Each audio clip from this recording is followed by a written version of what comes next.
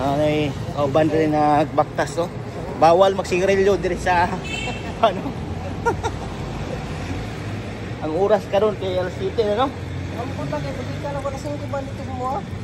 Alas 7:25 na sa buntag. 7:25 ng umaga dito. Maraming linis ng Davao. At ito, may mga tindahan-tindahan dito. Pero ngayon, sobrang linis, oh. Ang Davao, secure talaga ang mga tao dito. Yung mga cellphone.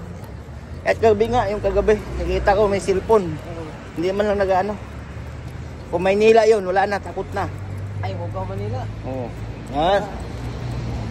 Sir, anong usay pangalan mo, sir? Si Ricardo. Ako na si Christopher. Case of Freedom. Kalinti ba po mo niya? Langyo bagay. Oo. Trabaho. Magkaoto sa katulong. Ako guys, mapunta ako ng ano guys, ng simbahan. Lakad lang ha. Kung sa Maynila to, puno na ng basura to. Kita nyo no, walang basura oh. Sa Divisoria. Divisoria. Lagi kang magpas mga tao doon. Grabe. Berlinis. Mga tao doon, mga Bisaya. Asa tong San Pedro Cathedral eh? Sa Pedro nila. Ano kanin? Dire agi. Pwede ka dito, pwede. Kanino? Pwede na no. City Hall ani. Kana. City Hall ini. Sige sir, salamat sir. Salamat. Guys, ingani ang Davao. Ganito ang Davao guys ha.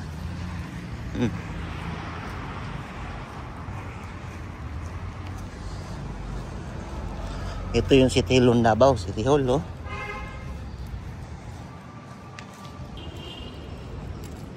Walang basura oh, no? Pag may basura, walay basura. Hinlo kayo. Malinis ang Davao City. Ang City Hall ng Davao. Yan. Morning, ma'am.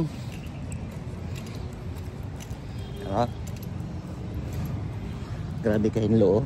Wala gikuan. Linis no. Kami kalinis. Parkingan na to ng mga sasakyan sa mga nagtatrabaho sa City Hall pero kita nyo